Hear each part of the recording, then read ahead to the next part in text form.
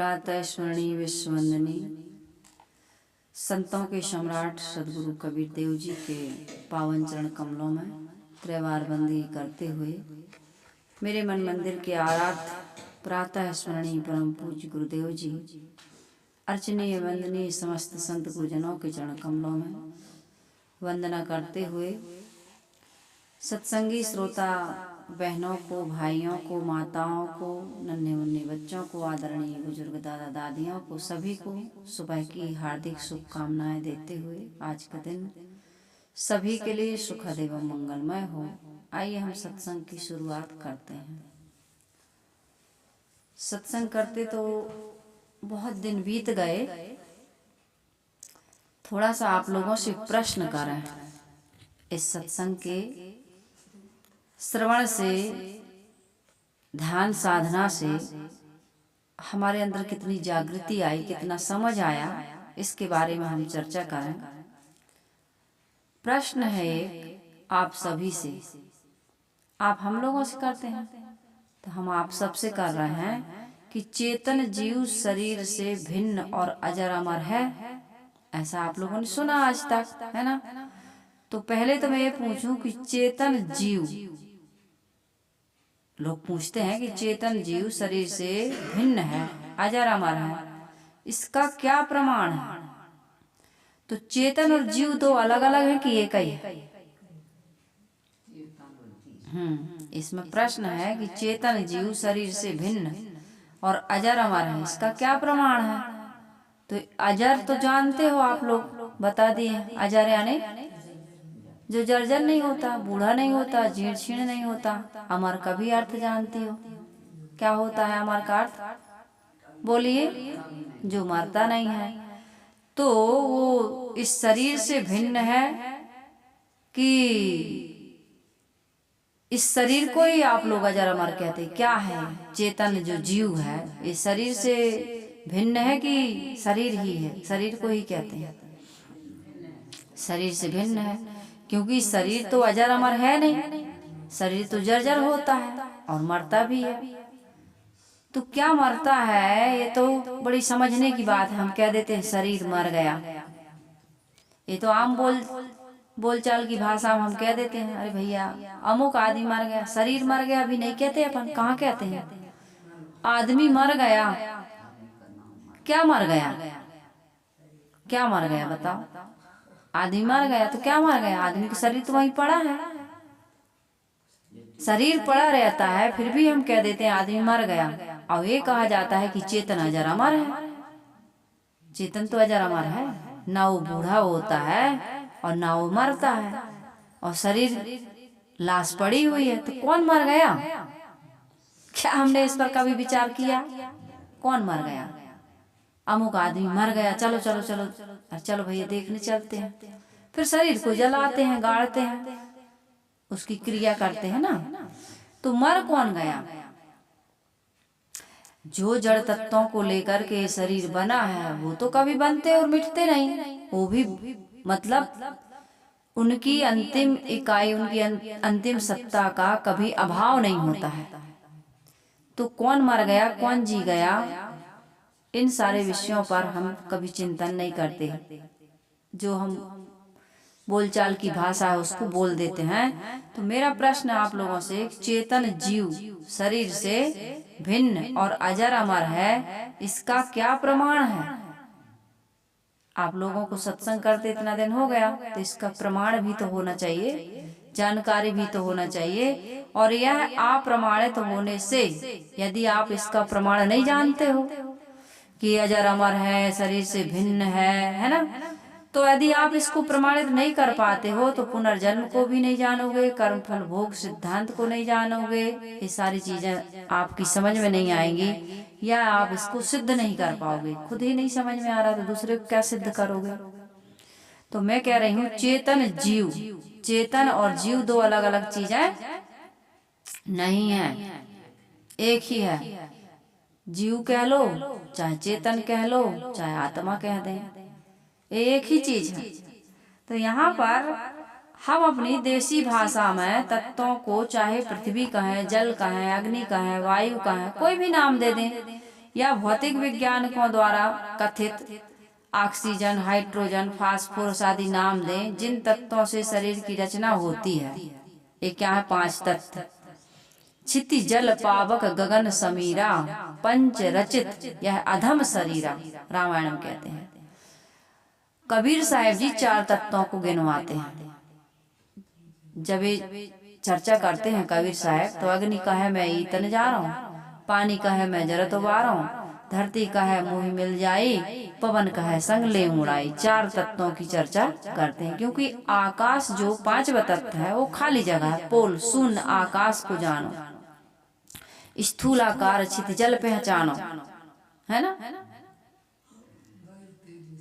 वायु तेजे सूक्ष्म स्वरूपा हलक सूक्ष्म एक क्रम से देखा, ऐसे जड़ चेतन में आया। तो यहाँ पर मैं कह रही थी कि ये जड़ तत्वों को लेकर के हमारे किस चीज की रचना हुई? शरीर की। तो शरीर तो जड़ तत्वों से बना है, तो ये जड़ ही रहेगा कि इसमें चेतनता आ जाएगी? जिसके कारण में जड़ है तो कार्य में चेतनता कैसे आ जाएगी? मिट्टी से घड़ा बना तो मिट्टी का ही रहेगा कि सोने का हो जाएगा? मिट्टी का ही रहेगा। तो जब जड़ तत्व है ये मिट्टी, पानी, आग, हवा, इसमें चेतना नहीं है, क्रिया तो है। ये हर दिन मैं बताती रही सत्संग में। तो आप लोगों को ये समझना है कि जिन ऑक्सीजन, हाइड्रोजन, फास्फोरस आदि जो वैज्ञानिक नाम दिए गए हैं तत्वों को, इनसे शरीर की रचना हुई है, वे कैसे हैं? जड़ हैं। इनमें चेतना का कोई भी गुणधर्म रत्ती भर भी नहीं है। यह वैज्ञानिक भी मानते हैं कि जिन मूल द्रव्यों से इस शरीर की रचना हुई है वो क्या है? जड़ है। जो गुण धर्म में नहीं होता है, उनके मिश्रण से गुणधर्म कहीं अलग से आ जाए चेतना का, ये संभव नहीं है। जो गुण धर्म मूल में नहीं है, मैटर में नहीं है, तो उसके सम्मिश्रण से उसके कार्य में कैसे आ जाएगा चेतना? आ नहीं सकती है, सर्वथा असंभव है। उपादान कारण से दृश्य ही कार्य में गुण देखे जाते हैं। उपादान कारण के सादृश्य ही कार्य में गुण देखे जाते हैं। महाराज श्री कृष्ण जी गीता में कह रहे हैं, असत्य का अस्तित्व नहीं हो सकता तथा सत्य का अभाव नहीं हो सकता है। जो असत्य है उसका अस्तित्व कैसे होगा, और जो सत्य है उसका कभी अभाव नहीं हो सकता है। नास्तो विद्यते भावो ना भावो विद्यते सतः, ये उसका श्लोक में उन्होंने गीता में कहा है। तात्पर्य यह है कि जिन जड़ तत्वों से शरीर बना है वे नितांत कैसे हैं? जिन जड़ तत्वों से शरीर बना है वे कैसे हैं? जड़ तत्व समझ में नहीं आ रहा क्या है? वो जड़ है। जड़ तत्वों से शरीर बना है, वे नितांत जड़ है, उनमें थोड़ी भी चेतना का गुण नहीं है। उनसे शरीर बना तो शरीर में चेतना नहीं हो सकती है, क्योंकि उनके गुणों में ही चेतना नहीं है। शरीर में चेतना है, इसका तात्पर्य क्या हुआ? अब हमारे शरीर में चेतना तो है कि नहीं है? जिन तत्वों से शरीर बना है उसमें चेतना नहीं है, लेकिन शरीर में चेतना है, तो कहां से आ गई? ये कहां से आ गई? इस पर हम कभी विचार करते हैं? आंख से हम देखने की जो शक्ति पा रहे हैं वो किसमें है? कहते भैया मर गया आदमी, आंख खुली रहती तो बंद कर देती तो बंद ही रहती, फिर नहीं खुलती बंद होती, है ना। जिस स्थिति में है उसी स्थिति में ये शरीर पड़ा रहता है, अकड़ जाता है, फिर इसमें किसी प्रकार का कोई मूवमेंट नहीं होता है। होता है? कुछ भी नहीं होता है। तो मैं ये कह रही थी शरीर कैसे बना? जड़ तत्वों से। तो इसमें चेतना कैसे आ गई है? किसकी सत्ता से आ गई? किसकी सत्ता से आ गई? शरीर में चेतना का अर्थ यही है, तात्पर्य यही है कि उसमें चेतना का गुण वाला कोई द्रव्य उपस्थित है, तब तो है इसमें चेतना। और उसके निकल जाने पर हम कहते हैं आदमी मर गया। हे, मर नहीं जाता है। ये दोनों तत्व जो है जड़ और चेतन, चेतना का गुण, जानने का गुण, ये दोनों अलग अलग हो जाते हैं। क्यों हो जाते हैं अलग अलग? क्योंकि ये दोनों अलग अलग, मूलतः अलग ही अलग है। शरीर में जीव रहता है, चेतना रहती है, एक ही बात है, लेकिन वो एक नहीं होते, कभी अलग अलग होते हैं। ये जितने भी जड़ तत्व हैं ये सब विकारी हैं और ये भी अलग अलग हैं। अग्नि का गुण धर्म, क्रिया, शक्ति अलग अलग है, लेकिन इसका मेल हो गया जल से, पृथ्वी से, वायु से और आकाश किसे कहते हैं? खाली जगह को। यदि इनमें जो मिश्रण हुआ है तो कहीं कहीं ना कहीं इसमें संधि है। संधि की जगह खाली जगह है ना भाई। किसी चीज को आप मिलाओगे तो खाली था तभी तो मिलाओगे। जैसे हम इस हॉल में बैठे हैं, खाली था तब तो बैठे, घुस गए इधर, और कहीं भरा होता पूरा तो नहीं होता है। तो ये मिलते हुए भी एकदम अपने अस्तित्व को नहीं खोते। ये जड़ तत्व भी एक दूसरे से मिल करके भी अपनी अंतिम इकाई, अंतिम सत्ता को समाप्त नहीं करते हैं। इसी प्रकार से चेतन और जड़ गुण दोषों से संसार बना है। जड़ और चेतन से मिलकर के संसार बना है। तो इससे संसार मतलब चेतना कहीं और मनुष्य के अलावा, देहधारियों के अलावा और कहीं नहीं है। ये भी समझना होगा। जो हम कण कण में मानते हैं, पेड़ पहाड़ पत्थर में भगवान खोज रहे, वहां नहीं है। ये कहाँ पर है? केवल घट में, देहधारी के अंदर। और कोई भी देहधारी हो, किसी भी योनि खाने का हो, वहां पर चेतना का गुण है। लेकिन चेतना का गुण होते हुए भी वहां पर ज्ञान तो है, लेकिन वो समझ, वो विवेक, वो शक्ति नहीं है। जैसे बिजली तो है तार में, लेकिन अब कूलर में लाइट नहीं जल सकता है कि जल जाएगा। हवा दे सकता है, प्रकाश नहीं दे सकता हो। तो अलग अलग एक किससे हुआ? घट से हुआ। चींटी की शक्ति अलग है, हाथी की योग्यता अलग है, और मनुष्य की योग्यता मानवेतर प्राणियों में जो अलग, जो निम्न खाने के हैं, उससे श्रेष्ठ है ये मानव। मानव में बड़ी महानता है, बड़ी योग्यता है, श्रेष्ठता है।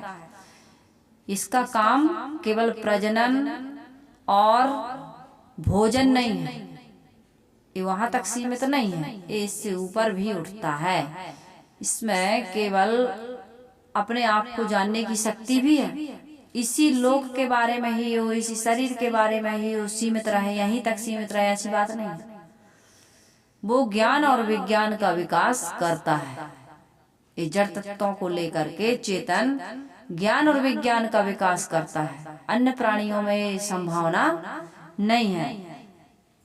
तो यहाँ पर सदगुरु कबीर साहब जी हमें बीजक भर में यही समझाए हैं कि इस जड़ शरीर में रहते हुए भी हम जड़ नहीं हैं, हम चेतन हैं, हम आत्मा हैं, और हमारी सत्ता सर्वोपरि है, सर्वश्रेष्ठ है।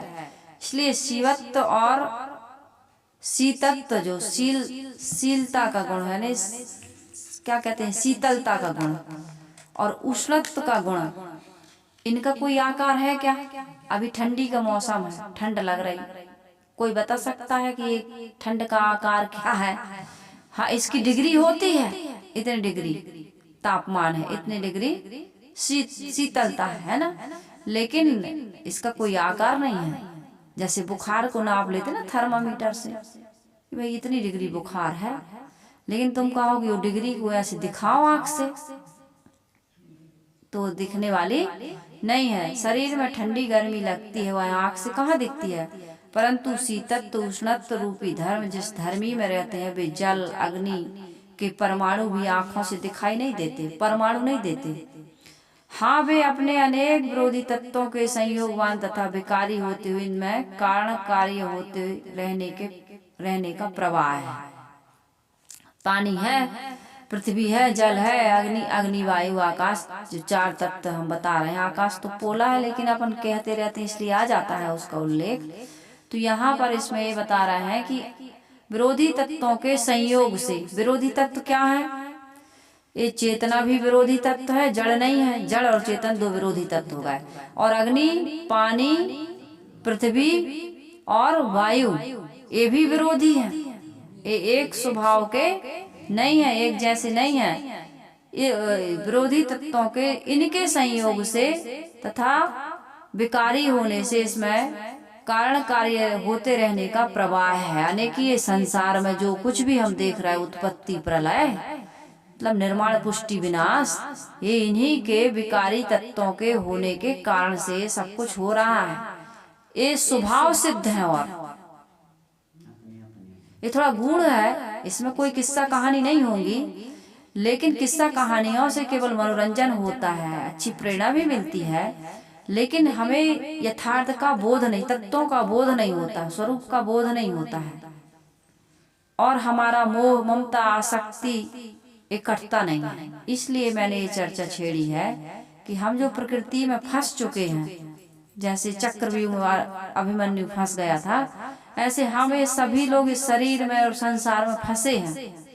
क्यों फंसे हैं? क्योंकि हमको बोध नहीं है इनके अस्तित्व का, कि मैं कौन हूँ और संसार क्या है, क्यों फंसा हूँ, मेरी शक्ति क्या है, मेरी कहाँ तक समझ है, मैं कैसे इससे मुक्त भी हो सकता हूँ कि नहीं हो सकता हूँ, मैं कोई सत्ता हूँ, मैं कोई तत्व हूँ, मैं कोई शक्ति हूँ, इसके बारे में मुझे पता नहीं है। कुछ भी पता नहीं है, ना अपने बारे में ना संसार के बारे में। बस कथा कीर्तन करते हैं और कथा कीर्तन में यही बताते हैं भगवान की महिमा, भगवान की महिमा बताई जा रही है, जबकि वो तीसरा तत्व तो है ही नहीं इस संसार में जिसकी महिमा गाए जा रहे हैं हम, वो महिमावान है ही नहीं इस संसार में। उसकी महिमा क्यों गाते हैं, उसकी कल्पना क्यों करते हैं? क्योंकि हमें इन दो चीजों का पता नहीं, जो दो तत्व हैं इनके बारे में हमको बोध नहीं है, इसलिए हम तीसरे की महिमा गा रहे हैं। तो इसी कारण से मैंने एक किस्सा कहानी छोड़कर ये चर्चा शुरू की है। कारण कार्य को हमें समझने की आवश्यकता है। जब कार्य रूप में उपस्थित होते हैं ये जड़ तत्व, तब दृष्टिगोचर होते हैं। कार्य रूप में उपस्थित हो गए अब तो दृष्टिगोचर हो गए, लेकिन जब कार्य रूप में उपस्थित नहीं होते, वायु के कोमल धर्म तथा स्पर्श में भी आकार नहीं दिखता है। वायु अत्यंत घनीभूत होने पर भी वह नेत्र से दृश्यमान नहीं होती है, परंतु अपने गुण धर्मों से अपने अस्तित्व प्रदर्शित कर रही है। अभी ठंडी ठंडी हवा आ रही, बंद करो भाई दरवाजा, बहुत ठंडी लग रही, खिड़की दरवाजे सब बंद करो। दिखाई दे रही क्या? लेकिन वो प्रभावित कर रही है हमको, कर रही है कि नहीं कर रही है? अपने अस्तित्व को प्रदर्शित कर रही। जब हम जल में गर्मी का अनुभव करते हैं तब हमें कहते हैं कि भैया इसमें आग से तपाया गया है। बिजली से खौलाओ या आग से तपाओ या गैस में गर्म कर लो, बात एक ही, अग्नि का तत्व उसमें मिला हुआ है, हम जान लेते हैं कि इसमें अग्नि मिली। इसी प्रकार जब हम देखते हैं कि शरीर में चेतना का गुण है, तब हम क्या जान लेते हैं, हमें क्या ज्ञान होता है, क्या अनुभव होता है कि इसमें जीव निवास कर, इसको नाम दिया गया है जीव। जीव है, चेतना है, पुरुष है, चेतन है, यही कहते हैं। तार तथा बादल से विद्युत बिजली भिन्न है कि नहीं? बादलों में बिजली चमकती है तो क्या बादल ही बिजली है? नहीं है, अलग है। ये जो तार खिंचे हुए हैं, ये ट्रांसमीटर वगैरह रखे हुए हैं, इससे अलग है ना बिजली। वो रहता है फिर भी बिजली का कट कर देते हैं, पावर नहीं सप्लाई करते हैं, तो रखा है ट्रांसमीटर, रखा तार खंबे में लटके हुए हैं, लेकिन उसमें कोई करंट नहीं है। परंतु बादल या तार का आधार लेकर के ही वो प्रदर्शित होते हैं। भाई बिजली ऐसे दिखाई देती है क्या? तार में है बिजली का, नहीं छू के देखोगे तभी जानोगे, ऐसे दिखाई नहीं देगी। वो छू लोगे, करंट लगेगा तब भी वो दिखाई नहीं देगी। कि दिखाई देगी? बिजली करंट कभी दिखाई नहीं देता है। तो ये कैसे दिखाई देता है? तार के माध्यम से और बादल के माध्यम से हम जानते हैं कि देखो बिजली है। आंख से दिखते बहुत सारे साधन लगते हैं, ऐसे नहीं दिखाई देता है। इसी प्रकार शरीर मन में चेतन, शरीर मन से भिन्न होते हुए भी इसी के द्वारा जानते हैं। शरीर ना हो और मन ना हो तो कैसे जानोगे? शरीर है मन नहीं, पागल है हम तब भी नहीं जानते। मन में विस्मृति का रोग हो गया तब भी नहीं जानेंगे। तो आधार क्या है? इस निराधार को जानने के लिए आधार क्या है? शरीर आधार क्या है? शरीर, जीव नहीं। आधार है शरीर, शरीर के माध्यम से जानते हैं। जीव को शरीर के माध्यम से जानते हैं। शरीर ना हो तो जीव को कैसे जानेंगे? जैसे तार ना हो, बादल ना हो तो बिजली को नहीं जानते हैं, इसी प्रकार से शरीर ना हो तो जीव को हम नहीं जानते हैं। लेकिन हम नहीं जानते हैं, लेकिन बिजली है, जीव है। शरीर रहे या ना रहे, बिजली तो है। इसी प्रकार से जीव भी है, शरीर का आधार हो या ना हो, हाँ जानने का साधन है ये शरीर। लेकिन ये नहीं कह सकते हो कि शरीर नहीं है तो जीव नहीं है। शरीर रहे न रहे, जीव तो है। साधन नहीं है जानने का। बहुत सारी चीजें इस संसार में हो सकती हैं, लेकिन हमारे पास साधन नहीं है उनको जानने के। और साधन के साथ साथ साधना भी लगती है। ये साधन है, लेकिन हमारी मन इंद्रियां सधी हुई नहीं है, तब भी इस चेतन जीव का ज्ञान हमें नहीं हो सकता है। क्योंकि हमारी इंद्रियां कहाँ जा रही हैं? विषयों की ओर, संसार की ओर, जड़ पदार्थों की ओर। इसलिए चेतन अस्तित्व आत्मा हमारे अंदर होते हुए भी हम उसको साधन है लेकिन साधना नहीं है, तब नहीं जान पा रहा है। इसलिए संत गुरुजन कहते हैं कि साधन तो है, इसको साधो तो तुम्हारे स्वरूप का बोध प्राप्त तुम्हें हो जाएगा। कहीं बाहर भटकने की आवश्यकता नहीं है। तो इसलिए मैं ये कह रही थी कि हमारे शरीर क्या है? एक साधन है। इस साधन को साधना के द्वारा शुद्ध करके, पवित्र करके, साध करके, धनुष बाण है लेकिन निशाना नहीं साधा हमने, तो क्या हम कुछ कार्य तीर को लक्ष्य भेदन कर सकते? नहीं कर सकते, कुछ भी नहीं कर सकते। है तो धनुष बाण है, लेकिन हम निशाना नहीं साध सकते हैं। उसकी साधना करनी पड़ती है, अभ्यास करना पड़ता है। तो इस शरीर को साधना है, हमको साध करके अपने लक्ष्य को, अपने जीव को, अपने स्वरूप को समझकर उसमें स्थित होना है, क्योंकि वही स्थायी है। बाकी और तो सब मिलेंगे ना मिलेंगे, ये कल्पना की चीजें हैं। विषय जो मिले हैं वो छूटेंगे, ये बिल्कुल यथार्थ सत्य है। छूटेंगे कि नहीं छूटेंगे? जो मिला है, शरीर ही छूट जाएगा तो शरीर के साधन सब छूट जाएंगे। लेकिन जिसके द्वारा इस शरीर को, संसार को हम जान रहे हैं, वो चेतन जीव आत्मा शरीर के ना रहने पर भी रहेगा, और वही मैं हूँ, वही मैं हूँ। तो मूल तथा नित्य वस्तु क्या है? हमारा अपना आपा, जिसको चेतना या जीव मैंने शुरू में कहा, वो सबसे विलक्षण है, सर्वथा अलग है। इसी चेतन इसी को कहते हैं। चेतन का लक्षण किसी भौतिक तत्व में नहीं है, अतएव वह सर्वथा विलक्षण है। विलक्षण होने के नाते ही वह नित्य है। इस संसार का कुछ भी नित्य नहीं है, इसलिए तो कहते हैं वो विलक्षण, इनसे अलग है। ये संसार का सब कुछ बन बिगड़ रहा है, वो बनने बिगड़ने वाला नहीं है, वो कभी बनता बैठता नहीं है। संसार तो बन मिट रहा है, इसमें ये दोष है, बनना और बिगड़ना। लेकिन वो नित्य है। क्या है वो कह रहा है वो कोई दूसरा नहीं है, मैं ही हूँ। वो कहने से दूर न समझ लीजिएगा। जड़ से सर्वथा चेतन की उत्पत्ति असंभव है ना? जड़ से चेतन की उत्पत्ति सर्वथा असंभव है, और चेतन से जड़ की भी उत्पत्ति सर्वथा असंभव है, क्योंकि दोनों के लक्षण क्या हैं? विरोधी हैं। एक जड़ है, दूसरा चेतन है। एक निर्माण, पुष्टि और विनाश के कारण से बन बिगड़ रहा है संसार का निर्मित कार्य पदार्थ, और एक से कुछ भी बनता बिगड़ता नहीं है। एक में केवल जानने की शक्ति है, हमारे अपने स्वरूप में केवल जानने की शक्ति है, समझने की शक्ति है, परखने की शक्ति है। इसमें क्या होगा? केवल जड़ ही का नित्य अस्तित्व है कि चेतन का? तो दोनों का है ना? केवल जड़ का ही नित्य अस्तित्व है, चेतन का नहीं है, यह मानना अज्ञान है। दोनों का है। तुम कहो कि चेतन ही चेतन है तो गलत बात, तुम कहो जड़ ही जड़ है तो गलत बात। यदि जड़ ही जड़ होता तो जानता कौन संसार को? कौन कहता जड़? ये सारी व्याख्या ही गलत हो जाए। जो ज्ञान है ये ज्ञान करने वाला यहाँ कोई ना होता। अरे मनुष्य के अलावा कोई ज्ञान करने वाला नहीं है। अन्य जीव जंतुओं में ज्ञान तो है, लेकिन ये ऐसा ज्ञान नहीं है। वो क्या कहाँ तक का ज्ञान है? प्रजनन का और भोजन का, उतना ही तक सीमित है वो। आज तक मनुष्य के अलावा किसी ने ज्ञान विज्ञान का विकास किया? कोई संभावना? या आकाश से आकर के मनुष्य के अलावा, मनुष्य शरीर के अलावा किसी ने कोई विकास किया हो तो बताओ। जिनको हम भगवान मानते हैं, जिन्होंने समाज में कुछ गीता या रामायण की जो रचना हो रही है, भागवत की, ये किसने की है? इस पर आप विचार करिएगा, मुझे कहने की आवश्यकता नहीं है। प्रकृति, पुरुष, जड़, चेतन, दृश्य, दृष्टा, देह, जीव, भोग, भोक्ता, ये दोनों क्या है? क्या है दोनों?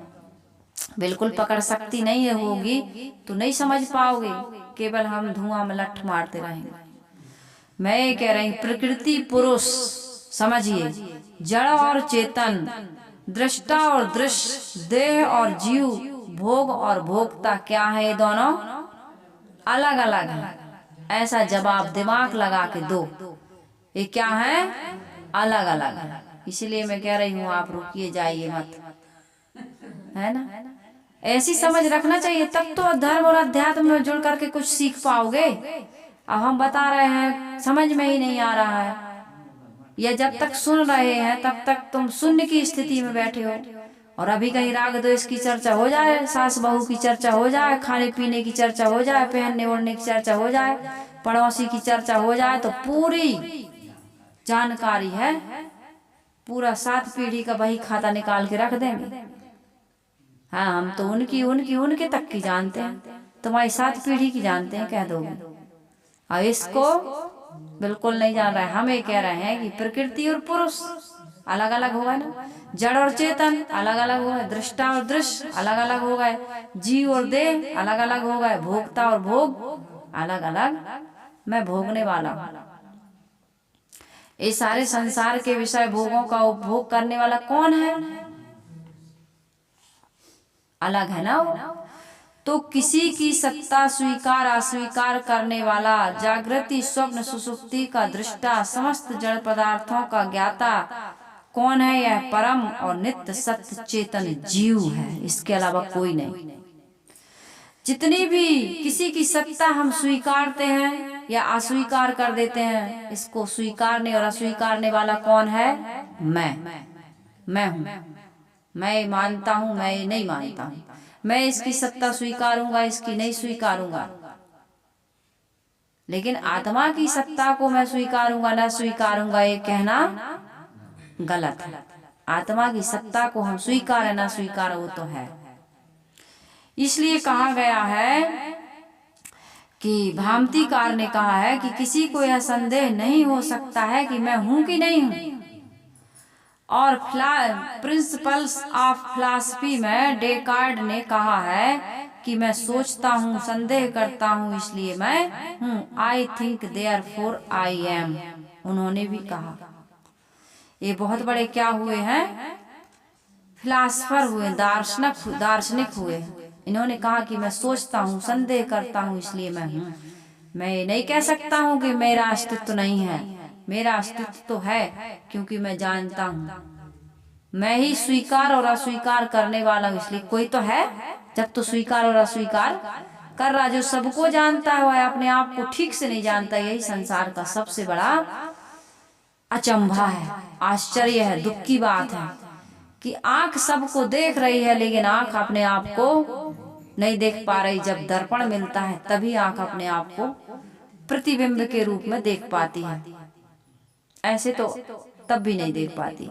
हम अपने दाहिने हाथ की कलाई दाहिने हाथ से नहीं पकड़ सकते, लेकिन वो नहीं है क्या है, उसको जान लेना ही पकड़ना है, उसको जान लेना ही पकड़ना है। कबीर साहब ने अफसोस के साथ बीजक के 76वें शब्द में कहा, आपन पो आप ही बिसरियो। अपने आप को स्वयं भूल गया और इसी के कारण से संसार में बारंबार जन्म मर रहा है। साहब कहते हैं, जब जीव प्रकृति से भिन्न और सत्य है तब पुनर्जन्म, कर्म, फल, भोग तथा बंध मोक्ष स्वयं में सिद्ध हो जाते हैं।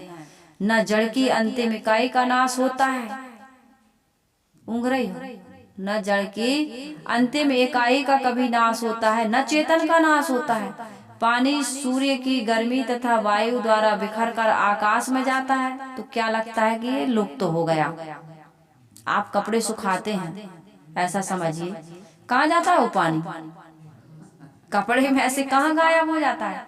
एसी चलाते हो, रूम से पानी कैसे निकलता है? एसी में से पानी कहाँ से आ रहा है?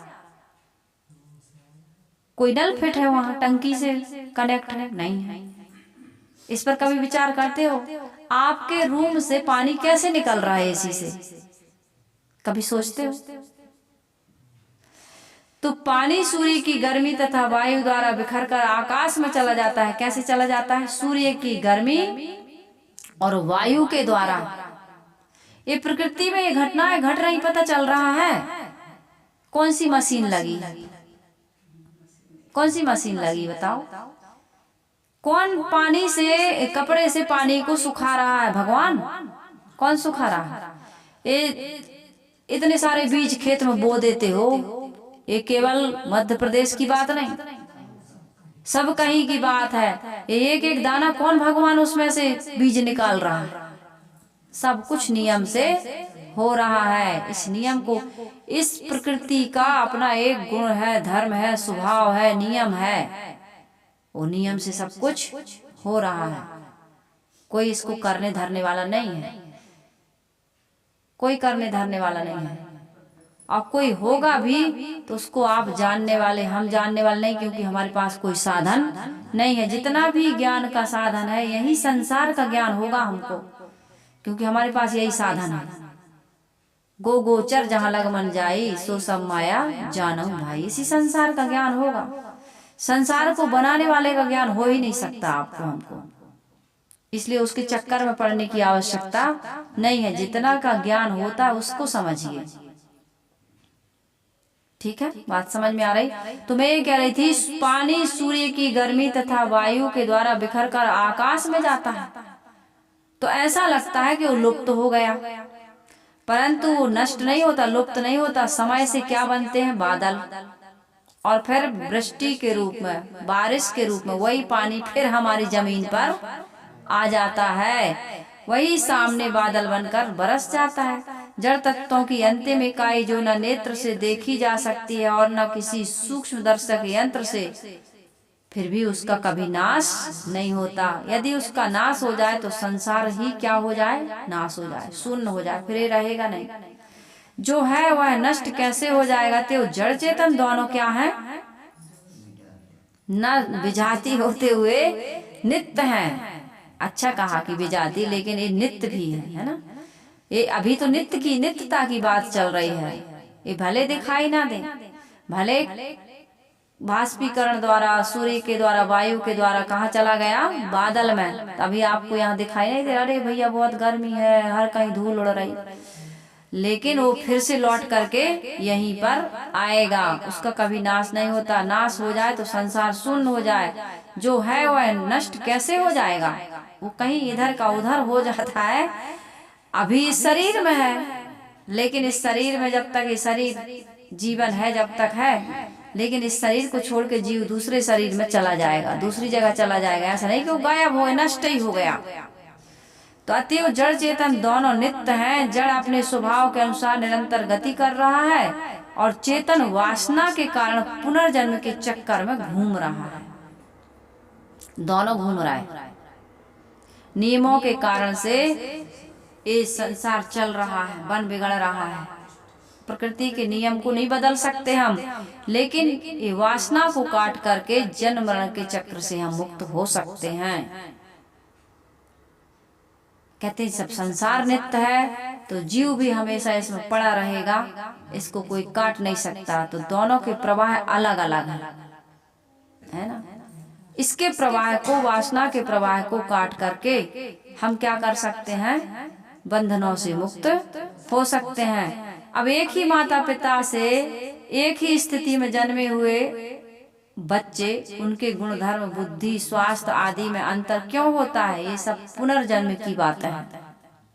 एक साथ जुड़वा बच्चे भी पैदा हो जाते हैं, मैंने तो एक जगह छत्तीसगढ़ में 2 बच्चों को ऐसा देखा मैंने कि नीचे कमर के नीचे से उनके 2 भाग, नहीं 1 भाग, कमर के नीचे से 1 भाग है, कमर के नीचे से जो भाग होता है ना मल मूत्र विसर्जन करने का, और 2 पैर वो 1 है, और ऊपर में 2 जुड़े हैं, ऐसे जुड़े आमने सामने। ये हो गया उसका नीचे का हिस्सा, ये 1 में जुड़ा है, और ऐसे आमने सामने रहते, एक लेटता है तो एक बैठ जाता है, ऐसे आ जाता है, चिपके हैं, और एक जगह से लेटता है तो एक ऐसे बैठ जाता है।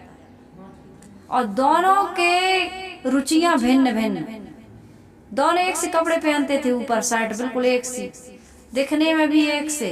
वो 15-16 साल के हुए होंगे, और उनका इतना शराब पीना, गुटखा खाना, और गंदी गंदी चलते कहते थे, घिसटते थे वो लोग, पैर ऐसे कड़ोड़ते जाते, सीढ़ी पे चढ़ जाते थे, छत पे चढ़े, रैक बना है ना, इस पर खर्र से चढ़ जाओ, कुछ रखा है सामान, देख के आए, हम मिल के आए, हमने कहा चलो देखने चलते हैं, साध्वियों का वहीं गांव है, तो उधर सरखोर तरफ है, जांजगीर चांपा साइड क्या होता है वो, बिलासपुर जिला साइड में थे, तो उसको देखने जाते थे लोग, प्रधानमंत्री के द्वारा, सबके द्वारा उन्हें बड़ा इनाम मिला, उनका पक्का घर बन गया, बच्चों को लत लग गई, स्कूल जाते थे तो स्कूल में भी ऐसे लड़ते थे, करते थे, वो करते थे, गुटखा खाने लगे, शराब पीने लगे, फिर पता नहीं आत्महत्या कर ली क्या, वो मर गए दोनों, कुछ हुआ है लेकिन अच्छे से नहीं मरे, वो अपनी मौत नहीं मरे, कुछ दुर्घटना से मरे, और स्वयं ने किया है वो, ऐसे मर गए। अब जवान हो गए थे, दोनों की रुचियां अलग थी, शरीर तो एक ही है, समस्या बहुत ज्यादा थी। देखिए तो एक साथ जुड़वे बच्चे, दोनों की संस्कार रुचि अलग अलग, स्वभाव अलग अलग था, तो एक कर्म के अनुसार हो रहा है कि नहीं हो रहा है, एक ही माँ से एक शरीर में पैदा हो गए, लेकिन उनके अंदर में अब चेतना अलग अलग रही होगी, जो भी हो, कैसा प्रकृति का, अब उसके बारे में ज्यादा विश्लेषण करने की मेरे अंदर में, मैं उस विषय पर नहीं जानती हूँ, लेकिन जितना मैंने देखा, थोड़े समय के लिए गई थी मैं वहां मिलने के लिए, कुछ चीजें ऐसी होती हैं, पुनर्जन्म में आप नहीं मानोगे तो ये समझ में आने वाली चीजें नहीं, पुनर्जन्म होता है, क्या क्यों होता है, क्योंकि जीव अमर है, ये जब तक वासना के प्रवाह को नहीं काटता है, संस्कार ले लेकर के जाता है, तो उसी के अनुसार उसको जन्म मिलता है। पाप पुण्य कर्मों के फल आज तो लगते ही हैं, परंतु वे आज ही समाप्त नहीं हो जाते, उनके संस्कार जन्मांतरों में रहते हैं और फलित होते रहते हैं। इसका प्रत्यक्ष प्रमाण नाना गुणधर्म और कर्म भोग के संयुक्त संसार के प्राणी स्वयं हैं। ये अपने अपने कर्मों के अनुसार से हमारे संस्कार बन रहे हैं, दुख सुख मिल रहा है, शरीर मिल रहा है। मनोमय बड़ा विलक्षण यंत्र है, इसमें सब संस्कार संग्रहित होते रहते हैं और वे अविनाशी जीव के साथ लगे रहते हैं। एक पॉइंट की बात है, हमारे अंदर में जो मन का जगत है ना, मनोमय एक ऐसी मशीन है, अंतःकरण एक ऐसा यंत्र है जिसमें आज जो भी हम अच्छे और बुरे कर्म कर रहे हैं, उनके संस्कार संग्रहित हो रहे हैं और समय समय से वो हमको फल देते रहते हैं। आज हमने किया, आज ही नाश होने वाला नहीं है। इसलिए हमको क्या करना चाहिए, जड़ वासनाओं की निवृत्ति करें और अपने स्वरूप को पहचान कर उसमें स्थित होएं। यही आज के सत्संग का मुख्य आपके लिए मैंने विषय रखा। प्रश्न क्या था? चेतन जीव शरीर से भिन्न और अजर अमर है, इसका क्या प्रमाण? इस पर से मैंने आप लोगों के बीच चर्चा की और यह अप्रमाणित यदि हो जा रहा है, प्रमाणित नहीं कर पा रहे हो, तो पुनर्जन्म, कर्म फल भोग आदि सिद्धांतों को हम और आप नहीं समझ पाएंगे, ये सब कट जाएंगे। तो इसलिए चेतन और जीव एक ही चीज है, ये शरीर से सर्वथा भिन्न है, ये अजर अमर है, शरीर अजर अमर नहीं है। जड़ तत्वों के अलग गुण धर्म है, चेतन के अलग गुण धर्म है। इस विषय पर मैंने आप लोगों के बीच चर्चा की। कल का विषय रहेगा, कल का चर्चा होगा कि शब्द आदि विषय दृश्य जड़ इदम है, अतः वे अहम एवं परम तत्व नहीं हो सकते हैं। फिर कहा गया है कि बोलता को ही परम तत्व समझो, तो बोलता शब्द जड़ है, वह परम तत्व कैसे हो सकता है? अतः परम तत्व का क्या स्वरूप है, उसके विषय में हम चर्चा करेंगे। अभी हम चर्चा को यहीं विराम देते हैं। आइए सभी लोग गुरु वंदना